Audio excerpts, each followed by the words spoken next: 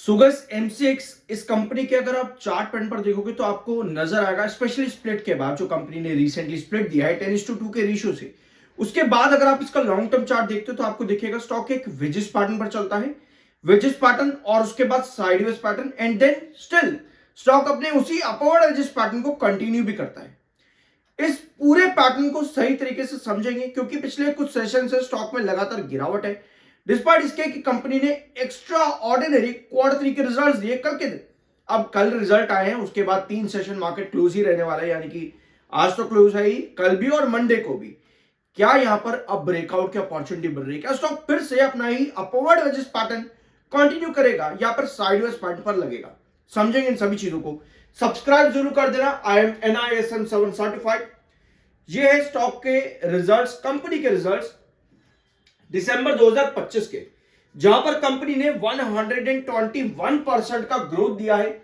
ये एक extra ordinary growth है क्योंकि कंपनी में पिछले कई क्वार्टर से इतना बड़ा ग्रोथ नहीं देखने को मिला है, बल्कि काफी साल भी आप यहां पर कह सकते हो, लगभग पिछले 2 साल के जितने भी क्वार्टर है इतना बड़ा ग्रोथ कंपनी ने किसी क्वार्टर पर नहीं दिया है। तो ये कंपनी का एक बेंचमार्क बन जाता है 121% का ग्रोथ। इसका मतलब यह है कि इतना बड़ा रेवेन्यू ग्रोथ कंपनी के ईपीएस पर मदद करेगा और कंपनी के पी रेशियोज और प्राइस टू बुक रेशियोज वो नीचे आ जाते हैं। रिसेंटली कंपनी ने स्प्लिट दिया है तो स्टॉक के प्राइसेस पर आपको चेंजेस देखने को मिल रहे हैं। और एक और बढ़िया चीज कंपनी में देखने को मिलती है, वो है इसका प्रॉफिट ग्रोथ, जहां पर कंपनी ने 151% का प्रॉफिट ग्रोथ परसेंटेज दिया है। ये दोनों ही ग्रोथ कंपनी के वैल्यूएशन को और बढ़िया कर देते हैं, यानी कि कंपनी अगर हायर लेवल्स पर अभी है तो भी कंपनी की वैल्यूएशन लो ही शो करेगा, यानी कंपनी के प्राइस टू बुक और पी रेशियोज दोनों डाउन है। इसका मतलब कंपनी का ईपीएस बढ़िया है, जो कि बहुत अच्छी ग्रोथ की अपॉर्चुनिटीज आगे प्रोवाइड करता है। 15.73 का कंपनी का ईपीएस आया है इस क्वार्टर में। इससे पहले 7.74 का ईपीएस था। ईपीएस पर भी कंपनी ने हेवी ग्रोथ इस बार दिया है। स्टॉक का वार मार्जिन इस समय 150% का है इन प्रीवियस 12 मंथ्स, जो कि इंडिकेट करता है कि आपको मार्जिन चाहिए ही होगा। यहां पर 150% आपको मार्जिन देना ही पड़ेगा, ठीक है। सो रिस्क होता है थोड़ा सा, ये आपको बताता है कि स्टॉक में रिस्क है। Apart from that war margin इतना बड़ा कोई वोलेटिलिटी का साइन नहीं होता है, तो इसका कुछ नेगेटिव मत लेना। बस आपको यही बताते कि आपको 100% मार्जिन देना ही पड़ेगा। 42.1 का एमएफआई है, 54.4 का आपका आरएसआई है, टेक्निकल न्यूट्रल है। अपार्ट फ्रॉम जस्ट रिजल्ट आपके पास और भी चीजें होती है कंपनी को देखने की कि कंपनी सुधरी है कि नहीं सुधरी। फॉर एग्जांपल अगर हम कंपनी के यहां पर 2 इंपॉर्टेंट चीजें देखें, पहला आता है आपका डेटर डेज, जो कि कंपनी का मात्र 9 बचा है। इसके पहले कंपनी 33 के डेटर डेज पर थी, यानी कि मार्च 2025 में कंपनी के डेटर डेज काफी सुधरे हैं, जो कि अच्छी बात है। वर्किंग कैपिटल कंपनी का स्टिल माइनस में है, बट जो कि पिछले साल के 2024 मार्च से सुधरा है, स्टिल 390 पे है। अभी आपका मार्च 2026 का डाटा नहीं आया, तो वहां पर देखना होगा वर्किंग कैपिटल कंपनी का कैसा आता है।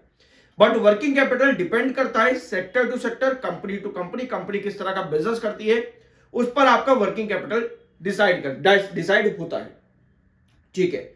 होल्डिंग पैटर्न भी कंपनी ने दे दिया है, जहां पर आपके पास प्रमोटर पे 20.64, सॉरी प्रमोटर नहीं, एफआईएस के पास में होल्डिंग ऐड हुई है 19% से 20.64, और डीआईएस की होल्डिंग में थोड़ी सी सेलिंग है और पब्लिक ने भी थोड़ी सी सेलिंग करी है। तो जो भी माल डीआईएस और पब्लिक ने बेचा वो आपके एफआईएस ने खरीदा है 1 अक्टूबर से लेकर के 31 दिसंबर के बीच में। तो यह कंपनी का ओवरऑल ग्राफ इस समय, यह स्टॉक का चार्ट पैटर्न आपको नजर आ रहा है कि स्टॉक ने एक अपवर्ड वेजिस पैटर्न क्रिएट करा हुआ है और उसी अपवर्ड वेजिस पैटर्न के डायगोनल पर स्टॉक इस समय लगा हुआ है, ठीक है। लास्ट सेशन जो क्लोजिंग दिया स्टॉक ने इसी डायगोनल पर दिया। अगर आप इसको जूम इन करोगे तो नजर आएगा कि पिछले 2 सेशन स्टॉक ने क्या किया है। यहां पर देखो, पिछले 2 सेशन स्टॉक ने अपनी इसी डायगोनल पर वापस से बेस लिया है और यहीं पर आपको थर्सडे के दिन बायर भी नजर आए थे और लास्ट सेशन आपके पास सेल ऑफ आया है और इस डायगोनल के पास ही स्टॉक ने आकर के क्लोजिंग दी है। यह डायगोनल काफी ज्यादा इंपॉर्टेंट है क्योंकि पिछला पूरा जो आपका चार्ट यहां पर स्क्रीन पर है, इस पूरे ग्राफ में आपको नजर आ रहा है कि स्टॉक ने इसी डायगोनल के ऊपर काम किया है, ठीक है। इस पूरे ग्राफ में स्टॉक ने इसी वाली नीचे वाली डायगोनल के ऊपर ही काम किया है और ऊपर वाली जो डायगोनल आपकी है यह आपका रिजेक्शन पॉइंट बन करके चलिए, यानी कि स्टॉक पैरेलल चलाए, इसको अपवर्ड एजेस पैटर्न कहते हैं।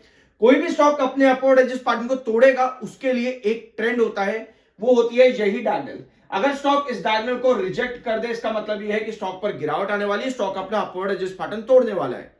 अब इंपॉर्टेंट चीज यह है कि आपका मिड बेस कितने पर है इस समय। इस कंपनी का जो मिड बेस आपका बनेगा अराउंड 2200 पर, 2200 का आपका मिड बेस है, और क्रूशियल बेस आपका है 1950 पे। 1950 पर क्रूशियल बेस है, और आपका रिजेक्शन जोन है अराउंड 2324 पे, 2324। ये 3 लेवल्स आपको इंपॉर्टेंट है यहां पर, क्योंकि स्टॉक में अगर डायगोनल ब्रेकडाउन होता है तो 2200 पर आपका पहला मिड बेस है, जहां पर स्टॉक इन दोनों ही लेवल्स पर 2324 और 2200 कंसोलिडेट करने की कोशिश कर सकता है, क्योंकि अपवर्ड एज पैटर्न क्या करता है, साइडवेज पर भी रुकता है। जैसे यहां पर आपको देखने को मिलेगा, यहां पर भी, यहां पर भी, और यहां पर भी, और यहां भी। तो अपवर्ड एज पैटर्न में साइडवेज एक कंटिन्यूअस पैटर्न होता है। तो अगर आपका स्टॉक डायगोनल को ब्रेक डाउन भी करता है तो 2200 से 2324 ये दोनों लेवल्स आपके साइडवेज के लिए इंपॉर्टेंट हो जाते हैं। दूसरा, अगर कल के सेशन के अंदर आपके पास 2324 वापस आता है, यहां पर 2200 से 2324 पर आपको रिजेक्शन मिलता है, इसका मतलब यह है कि स्टॉक आपका क्या क्रिएट कर रहे हैं यहां पर, head and shoulder pattern.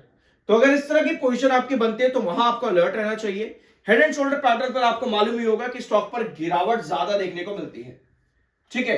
Head and shoulder pattern में आपको गिरावट ज्यादा देखने को मिलती है, और हेड एंड शोल्डर का क्रूशियल रेस्ट्रिक्शन आपका बनता है 2500 पर। 2500 पर आपका हेड एंड शोल्डर का क्रूशियल रिजेक्शन जोन है।